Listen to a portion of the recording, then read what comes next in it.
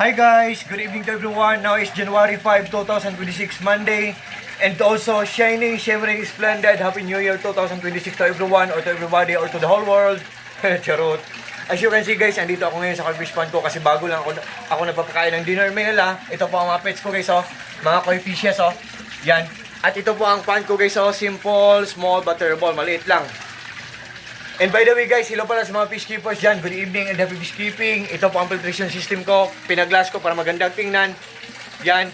At pinawilding ko para maghang. Para mas lalong magandang tingnan.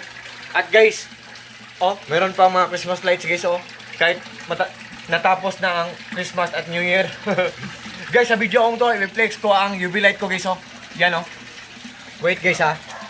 UV light ko na malaki at UV light ko na maliit. Yan. Yan.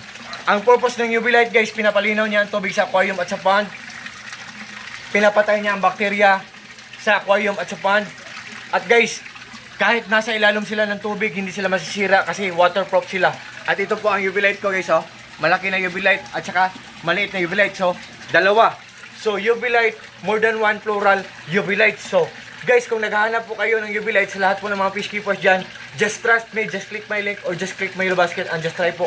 Kasi mayroon kaming solar power system setup. Wala kaming binabayaran na electric bill every month. Kasi marami kaming solar panel sa bubong namin. May generator kami.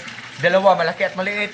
What I mean po, solar portable generator po. At may monitoring. Nalalaman namin or namomonitor namin ang isang gadget kung matipid lang siya kumain ng kuryente or kung good ang kanyang quality. So ang mga UV lights ko guys, good pa ang quality, matipid pa sa kuryente at mura lang. So sa lahat po ng mga friends ko dyan, especially nas palaging nag-order sa mga products ko, sa links ko. Thank you so much po sa trust po at suporta po.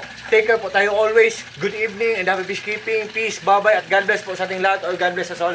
And that's all.